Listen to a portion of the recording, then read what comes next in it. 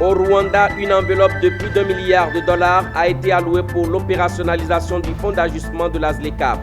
L'opérationnalisation de ce fonds a fait l'objet d'un conseil d'administration à Kigali.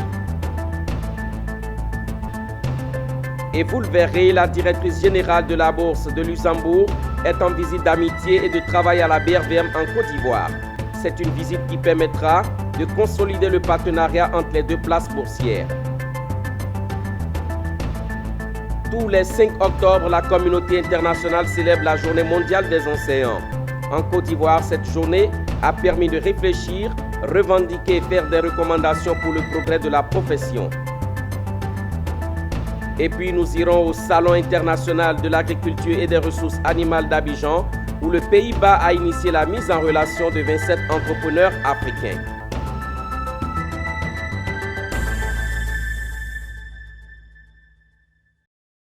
Bienvenue à tous, vous êtes sur la grande édition de l'actualité de Business 24 Africa.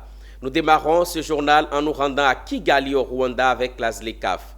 Une enveloppe de plus d'1 milliard de dollars, c'est le fonds alloué pour l'opérationnalisation du fonds d'ajustement de la ZLECAf, zone de libre-échange continentale africaine. Un dispositif a été mis en place pour cela en vue de compenser la perte des recettes douanières qui résultent du commerce intra-africain. L'opérationnalisation de ce fonds a fait l'objet d'un conseil d'administration dont la réunion inaugurale a eu lieu le 29 septembre 2023 à Kigali au Rwanda. Le reportage de nos correspondants. Et c'est un pas qui rassure vers la plus vaste zone de libre-échange du monde. Le Rwanda est devenu le pays hôte du fonds d'ajustement de la zone de libre-échange continentale africaine ZLECAf. Acté le 10 mars dernier et rendu opérationnel ce 29 septembre, une enveloppe de plus d'1 milliard de dollars a été allouée pour l'opérationnalisation du fonds d'ajustement de la zone de libre-échange africaine. C'est un dispositif mis en place en vue de compenser la perte des recettes douanières qui résulte du commerce intra-africain. L'opérationnalisation de ce fonds fait l'objet d'un conseil dont Kigali a accueilli la réunion inaugurale. Témoin de cette évolution, Patient Saïbi Tamboué, cet ancien directeur général de l'Office de gestion du fret multimodal aux EFREM en RDC, est à la tête d'African Desk qui travaille dans la facilitation du commerce sur le continent. Comme vous le savez, la ZLECAf entre dans la ligne de l'agenda 2063 de l'Union africaine afin en fait d'avoir un marché commun pour l'Afrique et l'intégration économique africaine. Ça, c'est l'un des objectifs et la ZLECAf se veut être cet instrument de l'Union africaine pour parvenir à cette intégration économique africaine. Mais la ZLECAf a aussi besoin des outils pour assurer sa mise en œuvre. Et parmi les outils qui ont été identifiés, c'était le fonds d'ajustement de la ZLECAf. Alors pourquoi ce fonds a été créé? Ce fonds a été décidé, si on peut le dire ainsi, au lieu de dire créé. Pourquoi ce fonds a été décidé? Parce qu'il y a beaucoup de réticences, ou il y avait beaucoup de réticences jusqu'ici par rapport à certains ou à plusieurs pays africains qui ont adhéré à la ZLECAf ou à la vision de la ZLECAf ou qui ont signé et ratifié l'accord sur la zone de libre-échange continentale africaine. Parce qu'en fait, ces pays redoutent une certaine baisse ou perte des recettes douanières et fiscales. Parce qu'en fait, lorsque l'Afrique va devenir un marché commun, et évidemment, les produits qui seront issus des pays africains et qui vont circuler dans l'espace Afrique n'auront pas à payer les droits de douane. Pour l'Ivoirien Jean-Louis Ekra, président du conseil d'administration du fonds d'ajustement, l'enveloppe allouée marque une accélération dans l'opérationnalisation de la ZLECAf. Synchrone. Le champ d'application de la ZLECAf est vaste.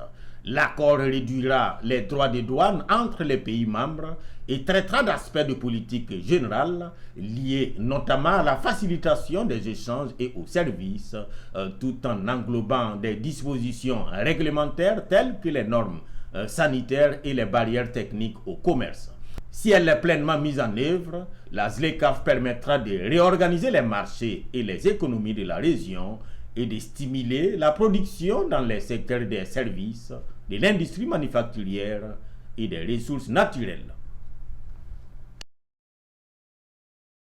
Retour en Côte d'Ivoire avec la BRVM. Vous vous rappelez, en septembre 2022, la Bourse régionale des valeurs mobilières et la Bourse de Luxembourg avaient signé une convention de coopération. Cette convention s'inscrit dans la promotion et la vulgarisation de la finance verte. À l'effet de consolider ce partenariat, la directrice générale de la Bourse de Luxembourg est en Côte d'Ivoire et au siège de la BRVM. Issa Badini et Tima Traoré ont assisté à la toute première rencontre de la visite. Cette cloche qui sonne n'est pas celle d'une cotation, bien même que nous sommes dans une salle dédiée. C'est celle de la Semaine mondiale de l'éducation financière. Et la particularité à la BRVM cette année, c'est que Dame Cloche, en plus du directeur général de l'institution, est tirée par la directrice générale de la Bourse de Luxembourg en visite de travail et d'amitié. Un tir joint pour signifier l'importance de la vulgarisation de la chose financière. Pour la 5e année consécutive, je suis très heureuse et même enchantée de pouvoir mettre en lumière l'importance cruciale d'accélérer nos efforts en matière d'éducation financière. Il s'agit d'un défi global et nous sommes fiers de pouvoir y contribuer aujourd'hui, ici même en Côte d'Ivoire, grâce à nos relations avec la BRVM. L'éducation financière n'est pas un choix. C'est la promesse d'une société plus résiliente, où chaque individu sera prêt à affronter les défis de demain. Les deux bourses ont signé une convention de coopération en septembre 2022.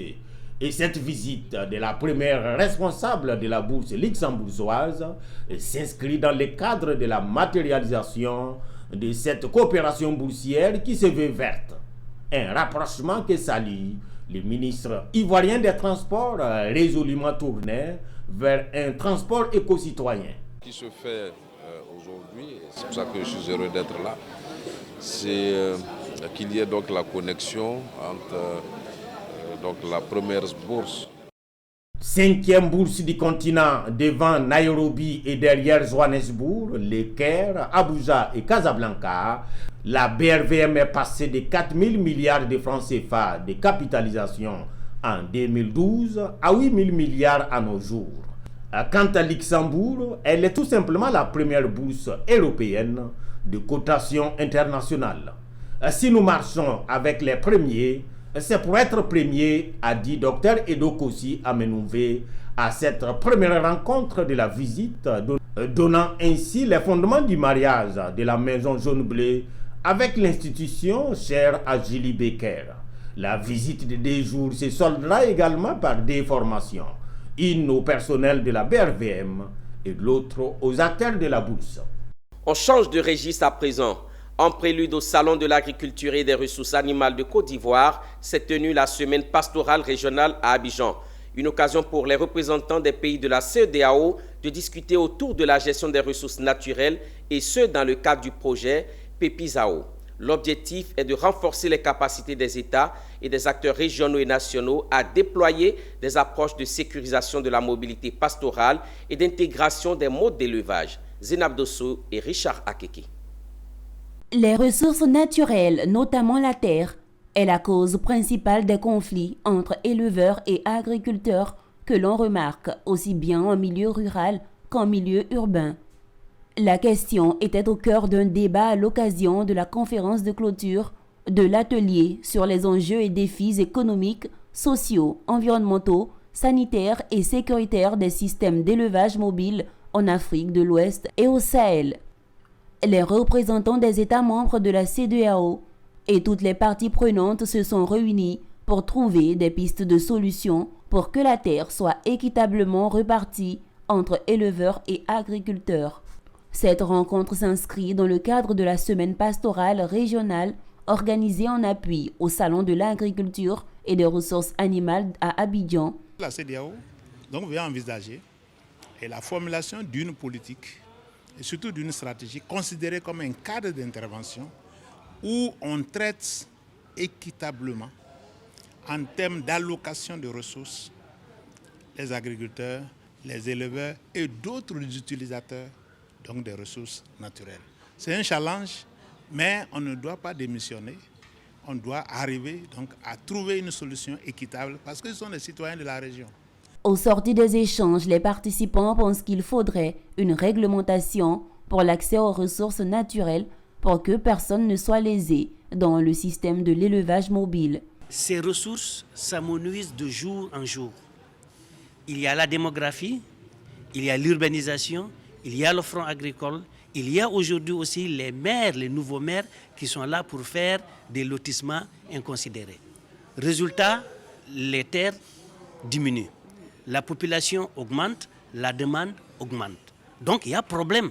Il faut noter que le projet Élevage et pastoralisme intégré et sécurisé en Afrique de l'Ouest, PEPISAO, est mis en œuvre conjointement par la CEDEAO et CILS, en synergie avec les projets PRAPS 1 et PRAPS 2, le PREDIP, qui a engrangé de nombreux autres acquis, allant dans le sens d'une meilleure sécurisation des systèmes d'élevage mobile. Ouvrons une parenthèse syndicalisme dans cette édition. Le syndicat national des enseignants du primaire et du public de Côte d'Ivoire, SNEPSI, s'est prononcé sur le manque d'enseignants dans le milieu éducatif. C'était lors de la Journée mondiale des enseignants célébrée tous les 5 octobre. Une occasion pour le SNEPSI de sacrifier une fois de plus à la tradition en mettant en avant ses revendications et recommandations pour le progrès de la profession et du système éducatif ivoirien. Les détails avec Walter Kofi et Didier Guédé.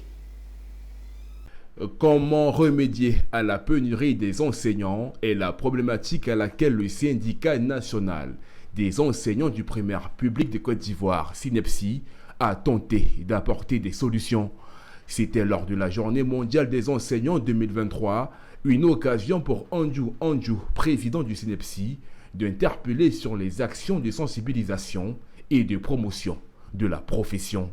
Il s'est aussi penché sur les conditions de travail de l'instituteur ivoirien, des conditions qui pour le SNEPSI demeurent précaires. Selon l'UNESCO, l'Afrique subsaharienne a besoin de 17 millions d'enseignants d'ici 2030. Dans l'enseignement primaire en Côte d'Ivoire, chaque année, l'on enregistre un déficit d'au moins 5 000 enseignants. Comment remédier à cette pénurie d'enseignants? Mène à nous demander si le système éducatif ivoirien offre de meilleures conditions de travail aux enseignants que nous sommes. Nos conditions de travail peuvent-elles permettre l'éclosion d'apprenants bien formés et épanouis? Pour apporter quelques réponses à ces interrogations, faisons ensemble un bref état des lieux. Au plan de l'emploi et de la carrière, le niveau de recrutement dans le primaire est très bas. Depuis 2016, le diplôme requis pour le recrutement des enseignants du préscolaire et du primaire est le BEPC. Alors qu'au Ghana, tenez-vous bien, c'est Bac plus 3. Les enseignants du primaire, diplômés recrutés, ne sont pas reclassés. Ils sont classés en C3, comme ceux du BEPC, en qualité d'instituteurs adjoints. Au plan des conditions de vie et de travail, nous travaillons, mesdames et messieurs, dans des bâtiments détériorés, pour la plupart, ou sous des hangars aménagés en plein air, si ce ne sont des salles de classe en matériaux provisoires. Inviter le gouvernement ivoirien à 1. Investir davantage dans l'école et les enseignants. Je dis bien investir davantage dans l'école et les enseignants. C'est nouveau. Rappelons que la Journée mondiale des enseignants est à sa 30e édition.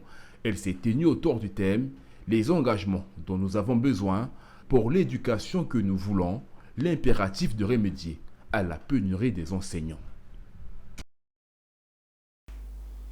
Lancée le 16 août 2023, la campagne en ligne Tous Responsables pour sensibiliser les citoyens à une utilisation responsable des réseaux sociaux arrive à une phase cruciale. Un mois après sa mise en œuvre, le bilan à mi-parcours de la stratégie mise en place a été fait par le ministre de la Communication et de l'Économie numérique. Cette première phase vise entre autres à promouvoir l'utilisation responsable des réseaux sociaux. Zénab Dosso et Doumbia Ayouba pour le point. Tuer la rumeur à la source. Créer chez l'internaute l'envie de vérifier si oui ou non une information est crédible et le rendre plus responsable face aux dérives liées à l'utilisation inappropriée des médias sociaux, à la montée accrue de la désinformation, du cyberharcèlement et de la violence de la vie privée et de la sécurité. C'est ce dont rêve le ministre de la Communication et de l'Économie numérique, Amadou Koulibaly. Un rêve qui n'est pas loin de devenir réalité grâce à la campagne En ligne tous responsables pour sensibiliser tous les citoyens à une utilisation responsable et respectueuse des réseaux sociaux. Le ministre se félicite des avancées de la stratégie mise en place à cet effet. Un mois après sa mise en œuvre, le bilan à mi-parcours de la stratégie a été présenté à la presse et aux partenaires. Ce bilan, nous en sommes satisfaits parce qu'en termes de formation, nous avions un objectif de 1000 personnes pour les 5 premières villes où on devait former des formateurs. Mais à l'arrivée, nous avons eu 1600 personnes qui ont été formées. Ça vous montre tout l'engouement que cela a suscité. En termes d'impact, quand nous faisons le cumul de toutes les interactions sur les différentes plateformes, c'est environ 5 millions de personnes qui ont été impactées, ce qui montre également tout l'intérêt qui est accordé à cette campagne de sensibilisation. Donc les prochaines étapes nous montrent l'importance de l'intensification de cette campagne. Par ailleurs, le ministre a exhorté toutes les parties prenantes à poursuivre leurs efforts et entrer dans la deuxième phase de cette campagne et en mettant à disposition des outils et ressources en ligne permettant aux utilisateurs de mieux gérer leur présence sur les réseaux sociaux et de protéger leur vie. Parlons à présent de la fondation Konrad Adenauer, qui est une fondation allemande. Elle s'intéresse aux questions de justice sociale, de renforcement du capital humain en général, ainsi que la prise en compte du cadre sociopolitique. C'est dans ce cadre qu'elle a récemment organisé un forum dont le thème est le développement par les compétences locales. Cette thématique a permis aux acteurs de la société civile de réfléchir sur l'entrepreneuriat. Le compte rendu avec Djekou de Silva, Doumbia Ayouba et Issa Badini. Le développement local est une dynamique économique et sociale concertée et impulsée par des acteurs individuels et collectifs. Il s'agit notamment des collectivités locales, des acteurs économiques et des organisations de la société civile. Ce sont ces différents acteurs qui, des jours durant, vont réfléchir à travers des communications et des conférences. Le développement économique par l'écologie, l'ère ou opportunité, ODD, COP27, quelle part pour l'emploi dans ces concepts en Afrique de l'Ouest? Voilà entre autres les questions qui seront débattues. Aujourd'hui et demain, on a organisé un forum économique et notre but est de renforcer les conditions cadres pour une économie durable en Côte d'Ivoire, mais aussi dans la sous-région. Aujourd'hui, le thème important pour nous, c'est le renforcement ou le développement des compétences locales. Il y a des entreprises qui portent des noms ivoiriens, mais derrière, les ressources ne vont pas forcément dans les capitaux ivoiriens. Donc on voulait vraiment mettre en avant le savoir-faire local, réunir ces entrepreneurs-là et discuter avec eux de leurs réussites, mais aussi de leurs défis. Comment est-ce qu'ils peuvent améliorer les choses, parce qu'on sait que, évidemment, l'administration publique fait ce qu'elle peut, mais il faut que le secteur privé suive. Lors du lancement de ce forum économique Côte d'Ivoire 2023, le professeur Assis José Carlos Kimou, spécialiste des questions d'entrepreneuriat, a fait une communication sur l'entrepreneuriat. Pour lui, les formes d'entrepreneuriat varient selon les types d'organisation qui est mise en place. Elle recouvre des réalités très différentes. Nous avons fait une communication sur l'interaction entre les compétences et l'entrepreneuriat. Et nous avons pu mettre en évidence deux types de compétences, ce qu'on appelle les compétences ou les compétences techniques et les compétences de vie, ou le savoir-être, on appelle aussi en anglais soft skills. Pour la directrice résidente des CASPDOA, 36 heures ne suffiront pas pour développer tous les contours de la question. Toutefois, les conclusions des réflexions qui découleront de ces travaux seront transmises aux autorités compétentes. Direction Yamoussoukro, capitale politique ivoirienne où les résidences meublées sont de plus en plus prisées par les populations pour diverses raisons. Résultat, les acteurs du secteur se frottent les mains, ce qui a poussé Boablé Pelou Achille, jeune entrepreneur, à se lancer dans ce business qui semble nourrir son homme. Récemment, il a invité ses amis à visiter les résidences des nobles de Yamoussoukro, 2 appartements meublés disposant de 5 chambres chacune. Peu connues du grand public il y a encore quelques années, les résidences meublées sont de plus en plus fréquentées par les citoyens et cela pour diverses raisons. Une situation qui fait le bonheur des promoteurs comme Boablé Pelou Achille, propriétaire des résidences des nobles de Yamoussoukro, jeunes entrepreneurs. Pour elle, les résidences meublées permettent aux nationaux vacanciers, hommes d'affaires et aux touristes de disposer à des prix raisonnables de chambres équipées avec toutes les commodités comme s'ils étaient chez eux à domicile. Nous avons l'habitude de voir les hôtels ici à Yamoussoukro, beaucoup d'hôtels, mais je voulais faire quelque chose de vraiment différent. Il fallait que les personnes qui viennent dans mes résidences puissent se sentir à l'aise, être comme chez elles à la maison. Quand vous arrivez ici à la résidence des nobles de Yamoussoukro, vous avez l'impression d'être chez vous à la maison. Et en plus de ça, le cadre est vraiment agréable. Celui qui doit entreprendre doit être courageux parce qu'il y a tellement de risques. Voilà. Mais quand tu arrives à te mettre au-delà de ça, je pense qu'il n'y a rien à dire. Tu peux t'en sortir. Après la visite, les invités se disent satisfaits et encouragent les promoteurs.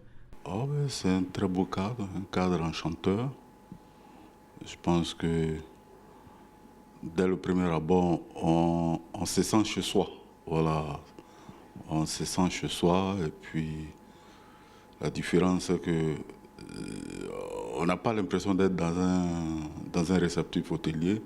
C'est-à-dire que désormais à Yamoussoukro aussi, il y a une enseigne qui est ouverte. Voilà, une nouvelle enseigne qui propose un nouveau concept. Rendez-vous dans quelques semaines pour l'ouverture officielle de cette résidence en présence des autorités de la ville de Yamoussoukro. C'était un reportage de Charles Kouakou et Pierre Tebeu. En cette nouvelle année scolaire, la Fondation Foodsco est aux côtés des parents d'élèves pour lesquels l'achat des fournitures scolaires est un véritable casse-tête. Pour les aider à surmonter cette difficulté, l'organisation a offert des kits scolaires aux employés de l'usine Foodsco de Béoumi et également aux apprenants du lycée moderne de la même ville. Le reportage est signé Emmanuel Bonzo.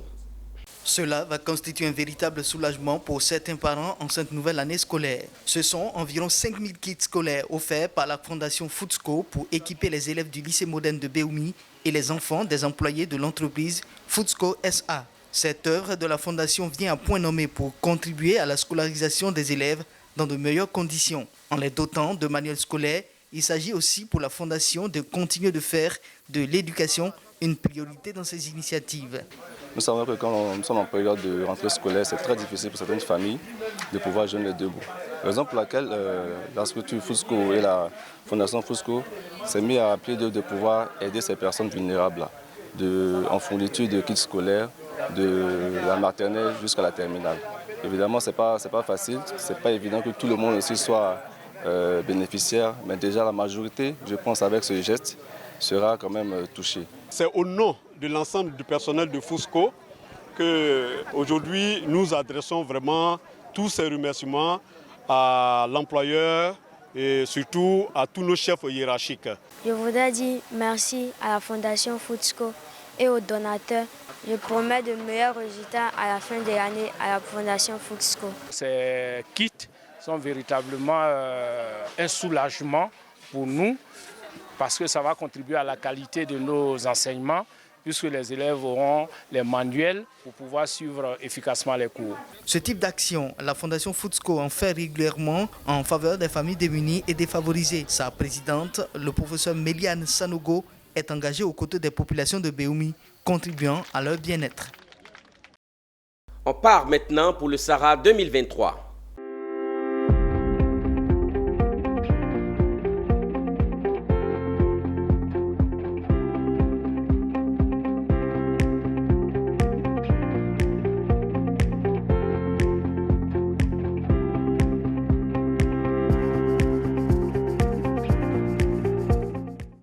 recevons à présent Lizzy Yao pour nous faire vivre la 8e journée du Sahara 2023. Merci Modesto Nascimento. Orange Corners, une initiative portée par le Royaume des Pays-Bas et ses partenaires, encourage et accompagne les startups africaines. À l'occasion du Sahara, une mission régionale pilotée par ESP, Entrepreneurial Solutions Partners, a été initiée pour mettre en relation les 27 entrepreneurs du projet. Ils sont issus du Maroc, du Sénégal, du Ghana et de la Côte d'Ivoire. Ils sont ici du Maroc, du Sénégal, du Ghana et de la Côte d'Ivoire, ces 27 entrepreneurs de la Startup Mission. Tous en qualité d'exposants au Sahara, ils font partie d'un programme mis en place par les pays invités d'honneur, les Pays-Bas, à l'occasion du Salon international de l'agriculture. À cet autre jour de la messe de l'agriculture, l'ambassadeur de la jeunesse, de l'éducation et de l'emploi a tenu à avoir un entretien avec eux. Yes, we have several programs in. Donc aujourd'hui ici nous sommes là pour lancer la Startup Mission pour ce Sahara, donc qui va durer 3 jours.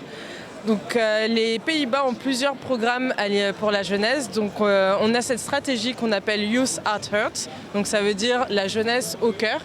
Et donc pour justement promouvoir l'entrepreneuriat, l'accès à l'emploi pour la jeunesse en Afrique.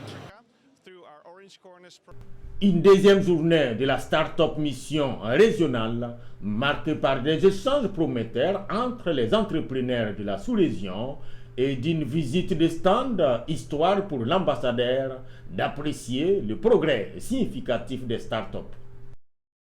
Je suis vraiment enchantée de faire partie de cette cohorte. Déjà, à la base, nous étions des entrepreneurs de Orange Corners. On a fait le programme pendant 6 mois. Et par la suite, cette opportunité s'est présentée et nous avons pu en faire partie. Et je pense que c'est vraiment très encourageant parce que ça montre une continuité du programme et ça montre qu'on peut encore continuer dans ce partenariat avec l'ambassade du Pays-Bas. Et en même temps, réseauter ici, trouver d'autres entrepreneurs qui font soit ce qu'on fait ou bien qui font mieux que ce que nous faisons, c'est quelque chose de vraiment inspirant. C'était vraiment un grand honneur d'être là parmi les startups dans le pavillon des Pays-Bas. Vraiment, c'est une grande opportunité pour nous d'avoir exposé nos solutions, de découvrir le marché africain, d'être parmi les entreprises qui sont là au Sahara, de chercher des clients potentiels, pourquoi pas, des nouvelles partenariats. Cette deuxième journée de la Startup Mission pilotée par l'Entrepreneurial Solutions Partners fait suite à la première avec de bonnes perspectives pour les 27 entrepreneurs. Et c'est un reportage signé Anja Semien et Marius Seri. La sécurité alimentaire reste au cœur des échanges au Sahara 2023. Au parc des expositions d'Abidjan, le centre d'excellence régional contre la faim et la malnutrition a organisé un atelier ayant pour thème tirer parti du potentiel des chaînes de valeur améliorées pour des systèmes alimentaires durables et résilients. Un thème qui met sur la table le sujet de la sécurité alimentaire. Philippe Zabo, Marius Seri. Le CERFAM a choisi la tribune que lui offre le Sahara pour tirer la sonnette d'alarme sur l'insécurité alimentaire qui guette l'Afrique. L'Afrique en général produit ce qu'elle ne consomme pas et consomme ce qu'elle ne produit pas. L'exemple palpable en est le riz. L'Afrique dépense 55 milliards de dollars par an en importation de riz, d'où sa dépendance qui crée une insécurité alimentaire. Il faut savoir qu'aujourd'hui en Côte d'Ivoire, chaque Ivoirien consomme 84 kg de riz par an. Et depuis 2012, de 2012 jusqu'en 2022, des efforts de production ont été faits, passant de 500 000 tonnes à 1 200 000 tonnes. Et la consommation aujourd'hui de 1 900 000. Donc en fait, c'est le gap qui est importé. Il faut savoir qu'aujourd'hui, la Côte d'Ivoire est fortement tributaire effectivement de l'importation. Ce qui se passe aujourd'hui sur le marché mondial, c'est qu'avec l'arrêt des importations de certains pays, la pression est très forte sur les prix aujourd'hui. De telle sorte que tous ceux qui sont dans le négoce du riz augmentent les prix. Face à l'insécurité alimentaire, donc, que faire? Si on n'a pas de système alimentaire, c'est-à-dire qui va de la production jusqu'à la consommation, si on n'a pas de système alimentaire adéquat et aussi qui sont résilients face à tous ces chocs, la malnutrition va commencer à va continuer à s'exacerber. Donc cet événement parallèle que nous avons organisé, c'est surtout pour que l'on puisse mettre à la disposition des autres pays les bonnes pratiques. On a parlé aujourd'hui de la chaîne de valeur de riz surtout, et des efforts importants sont faits au niveau de la Côte d'Ivoire sur la chaîne de valeur riz. On a aussi vu l'exemple de la Guinée qui a fait des progrès très très importants sous financement de la République de Corée. Et il faut mettre tous ces éléments à une échelle beaucoup plus grande et mettre ça à la disposition de la majorité des pays africains. Produisons ce que nous consommons, consommons ce que nous produisons. Je pense qu'il y a certains pays, pour parler de l'Afrique, qui n'arriveront pas. Et c'est là toute la question de la zone, la ZLECAf, qui est le thème de l'année, la libre circulation des denrées alimentaires, des biens et des personnes. C'est ça, c'est-à-dire que si nous produisons en pensant, surtout pour la Côte d'Ivoire, on doit penser pour ces pays qui n'arrivent pas à produire parce que le climat ne permet pas à chacun et aux autres de pouvoir produire. Dans la Côte d'Ivoire, on est consciente, nous produisons pour notre souveraineté alimentaire, pour l'autosuffisance, mais toujours en pensant aussi que le marché peut être fluctué avec aussi les pays voisins qui viennent s'approvisionner en Côte d'Ivoire. Donc c'est pour dire que nous sommes conscients. Cette cérémonie a été organisée avec l'appui du Programme alimentaire mondial, Africa Rice, la Banque mondiale, ADERI et la Fondation Bill et Melinda Gates. Les IAO, le PAM, Programme alimentaire mondial, n'est pas resté en marge des débats sur la sécurité alimentaire. Le Programme alimentaire mondial a animé une conférence à laquelle ont pris part des experts en nutrition qui se sont prononcés sur les enjeux actuels en matière de sécurité alimentaire et de qualité nutritionnelle. On retrouve Walter Kofi et Ezekiel Siri. Le retour des jeunes à la terre a été remis sur la table lors de cette conférence sur la sécurité alimentaire et nutritionnelle. Des experts sur la question ont souligné que les jeunes ont un rôle primordial à jouer dans l'atteinte des objectifs en matière de sécurité alimentaire en Afrique.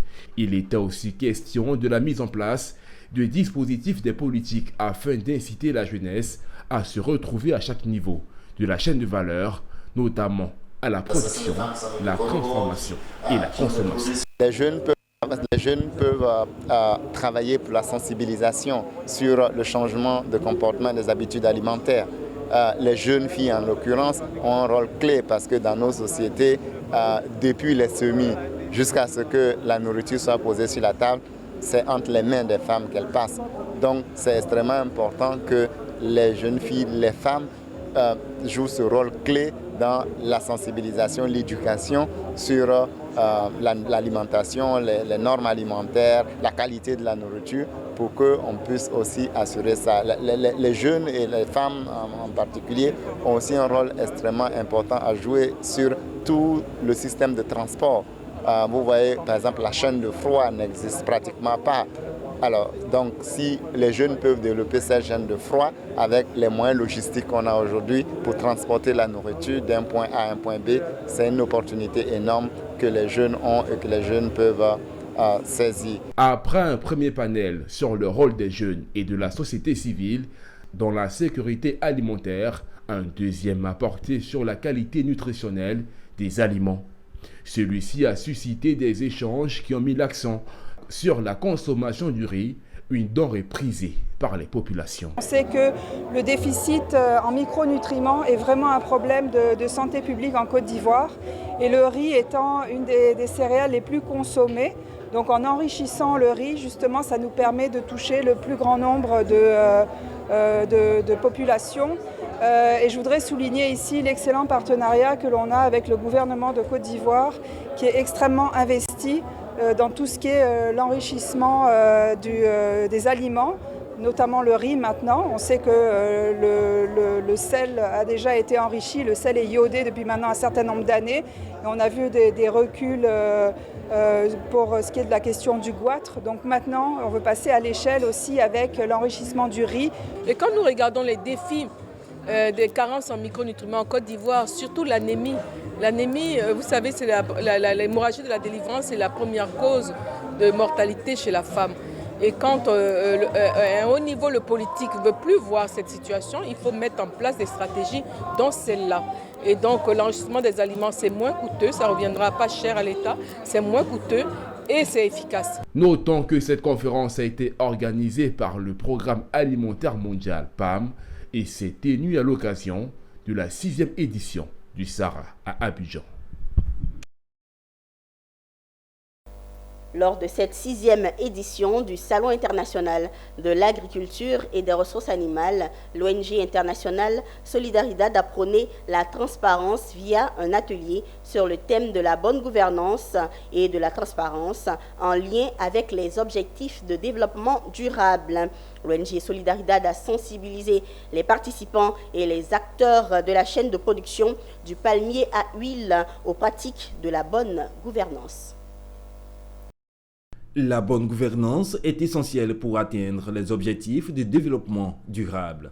Ce message était à la table des échanges menés par l'ONG Solidaridad au Salon international de l'agriculture et des ressources animales. Pour l'ONG, l'occasion était toute trouvée de faire la promotion des valeurs de l'équité des services, la transparence des transactions et la responsabilité envers les citoyens.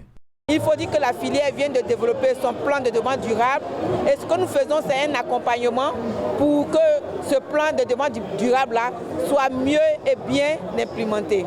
Nous avons voulu aussi associer les femmes parce qu'il y a vraiment une importance dans le plan de durabilité de l'AIPH qui parle du genre. Et donc la participation des femmes de la filière s'inscrit dans cette thématique-là du genre dans la filière. Nous voulons aussi encourager et soutenir l'action de la filière en matière d'inclusion du genre. L'atelier a été l'occasion de renforcer les liens entre les différents acteurs de la filière de production de palmier à huile sur le développement durable pour promouvoir une vision commune de la bonne gouvernance. Tous les acteurs du monde, que ce soit agricole ou autre chose, doivent s'engager dans la durabilité, dans le développement durable. Et l'AIPH s'est bien inscrit dans cette dynamique. Donc là, elle a mis en place, avec tous les acteurs, tous ses partenaires, elle a mis en place une stratégie de durabilité et l'activité d'aujourd'hui fait partie des points forts de son manière de durabilité. Je retiens que aujourd'hui, le palmier à huile est une culture qu'il faut aborder. Il faut aborder de plein pied parce que ça apporte les ressources nécessaires à la vie. Et non seulement ça, la bonne pratique permet de quand même économiser la forêt. L'ONG Solidaridad enregistre 55 ans d'existence dans le monde et travaille dans 13 spéculations. Elle œuvre au bien-être des agriculteurs en permettant aux travailleurs de gagner leur vie, de produire en équilibre avec la nature, en travaillant tout au long de la chaîne d'approvisionnement pour faire de la durabilité la norme. Le Sahara, c'est aussi l'affaire de l'IDH et du ministère des Eaux et Forêts. L'IDH Transforming Markets a organisé une conférence au Sahara. Cette conférence a voulu mettre en avant ses 10 ans d'existence en Côte d'Ivoire et faire le point de sa collaboration avec ses partenaires privés et publics, notamment des eaux et forêts, dans l'objectif de protéger l'écosystème forestier. IDH est une organisation d'origine néerlandaise, mais aujourd'hui internationale, qui travaille pour transformer les marchés sur des commodités de base dans le monde. Donc nous travaillons sur différentes commodités pour assurer d'atteindre la durabilité et de résoudre les problématiques qui sont inhérentes à ces différentes commodités. En Côte d'Ivoire, nous travaillons spécialement sur le secteur du cacao. Nos projets vont toucher 2 grosses problématiques du secteur du cacao. Premièrement, la faiblesse du revenu des producteurs de cacao. Nous savons tous que les producteurs de cacao n'arrivent à capter qu'autour de 5% du chiffre d'affaires total généré par la chaîne de valeur du cacao. Nous savons aussi qu'un peu plus de 50% de ces producteurs vivent en dessous du seuil de pauvreté. Donc nos travaux et les programmes qu'on va mener dans ce cadre, à la fois en partenariat avec le secteur privé mais aussi avec le secteur public, vont cibler des interventions qui permettent d'adresser redresser ce qui va être appelé le gap de revenus décents des producteurs de cacao. La deuxième problématique sur laquelle on travaille, c'est la problématique environnementale. Donc le cacao est souvent associé à la déforestation. Nous savons que la Côte d'Ivoire a perdu plus de 80% de son couvert forestier ces 50 dernières années. Alors notre travail directement avec le MINEF, mais aussi avec les partenaires du privé, dans le cadre d'approche paysage, a pour objectif non seulement de réhabiliter les forêts, mais aujourd'hui de renforcer la protection de ces espaces qui devraient être protégés. Aujourd'hui, on a organisé une activité pour célébrer nos 10 ans de présence et d'activité en Côte d'Ivoire, mais aussi pour annoncer l'ouverture officielle d'un bureau basé en Côte d'Ivoire. Donc depuis 10 ans, nous étions en Côte d'Ivoire avec des activités et des partenariats sans représentation légale et nous avons enfin ouvert un bureau localement pour étendre nos activités. Oui, alors ces 10 ans ont été très importants pour nous. Premièrement, pour s'imprégner du marché ivoirien. Donc pour s'implanter en Côte d'Ivoire, s'imprégner du marché ivoirien et nouer des partenariats. Et ces 10 ans, nous sommes très satisfaits de ces 10 ans parce qu'on a réussi au cours de ces 10 dernières années à mettre en place des actions cruciales pour le secteur du cacao ivoirien.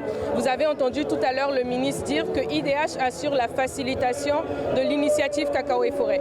L'initiative Cacao et Forêt, c'est un partenariat public-privé signé par les gouvernements du Ghana, de la Côte d'Ivoire et le secteur privé pour lutter contre la déforestation dans le secteur du cacao. IDH, effectivement, assure la facilitation de ce partenariat et dans ce cadre, des projets importants tels que, par exemple, le système national de traçabilité qui est mené par le CCC ont été initiés. Aujourd'hui, on a réuni nos partenaires, le secteur privé, le secteur public, la société civile, tous les partenaires avec lesquels nous travaillons pour la durabilité du secteur du cacao, y compris le ministère des Eaux et Forêts qui était représenté par monsieur le ministre lui-même et des représentations diplomatiques. L'ambassadeur de Suisse était là, l'ambassadeur des Pays-Bas et bien d'autres qui sont venus avec nous célébrer les activités qu'on mène dans le cadre de la durabilité en Côte d'Ivoire.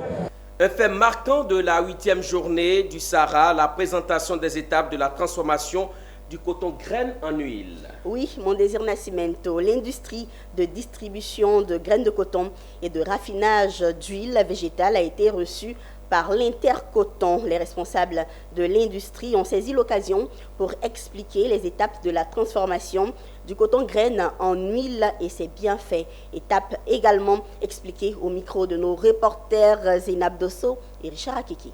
Aujourd'hui, on se trouve sur le stand d'Intercoton, qui est une interprofession entre tous les acteurs de la filière coton, du producteur, qui est le premier maillon de la chaîne, de la filière coton tout simplement, et nous sommes les derniers maillons, c'est-à-dire qu'on transforme la graine de coton jusqu'au produit fini. C'est-à-dire qu'on prend la graine, on en fait des produits tels que de l'huile qui est comestible, de l'huile raffinée de table, de l'aliment de bétail et du tourteau. Mon collaborateur pourra définir tous les produits en détail à la suite de cette interview. Nous avons l'huile brute de coton. Cette huile-là sera d'abord neutralisée. On va mettre de la soude pour pouvoir faire la neutralisation. On va obtenir de l'huile neutre et puis de la pâte de savon. La pâte de savon va nous servir à faire du savon J'adore. Et maintenant, l'huile neutre va poursuivre son chemin. On va faire une décoloration, une désodorisation à haute température autour de 240 degrés. Et toutes les odeurs vont se transformer, vont s'échapper avec les acides gras. Et on aura de l'huile prête. Mais cette huile n'est pas encore comestible si nous n'avons pas ajouté la vitamine A. Donc après refroidissement, on va l'enrichir en vitamine A. Depuis 2005, l'État ivoirien a instauré que toutes les huiles qui doivent être vendues sur les territoires doivent être enrichies en vitamine A. Donc nous ajoutons la vitamine A. Et après l'ajout de la vitamine A, nous la conditionnons dans les bidons de 10 litres et 25 litres avec la marque J'adore. C'est ça nos produits finis. Et les bienfaits de l'huile, J'adore. D'abord, la grillade, on utilise pour la grillade et pour les assaisonnements. Maintenant, en plus de ça, l'huile de coton est très bon aussi pour la peau et pour les cheveux. On ne vous apprend rien, vous pouvez aller mettre sur le net, vous tapez les vertus de l'huile de coton raffinée. Vous allez voir toutes ces vertus là-dessus. Parlons à présent de la société coopérative avec conseil d'administration du vivrier et du cajou Copcavika présente au Sahara 2023. À l'instar des exposants, la coopérative a présenté ses produits, particulièrement le maïs hybride. Le président de la coopérative s'est exprimé au micro de nos reporters. La coopérative a été créée depuis le 26 octobre 2013. Donc nous avons effectivement les activités, nous avons commencé les activités à partir de janvier 2014. Donc à partir de 2016, nous étions déjà plus d'excellence avec autour de 500 producteurs. Mais aujourd'hui, nous sommes à plus de 5000 producteurs. Bon, au fait, quand on dit maïs hybride, c'est une variété améliorée de l'ancienne production. Parce que, comme je l'avais dit, l'ancienne production ne produisait pas trop. Si c'était trop, 2 tonnes à l'hectare, 3 tonnes à l'hectare. Donc il fallait chercher à augmenter la production des producteurs, il fallait chercher à augmenter le revenu des producteurs. Donc voilà pourquoi nous sommes allés vers ces semenciers qui ont vraiment croisé les maïs pour nous donner maintenant au minimum 6 tonnes à l'hectare et au plus 11 tonnes à l'hectare si les renseignements sont bien suivis. Avec ce maïs-là, je pense que ça va beaucoup nous permettre de réduire beaucoup de choses en Côte d'Ivoire, telles que la diminution de la production des céréales. Parce qu'avec ce maïs, si nous avons une très grande quantité aujourd'hui en Côte d'Ivoire, ça va beaucoup réduire l'exportation, l'importation même de céréales, de maïs, voilà, vers la Côte d'Ivoire. Donc ça va vraiment booster l'économie ivoirienne aussi. Bon, aujourd'hui, ce que je peux dire, c'est de dire à nos autorités de nous aider à avancer dans la production de ce produit. L'information se poursuit. Au revoir.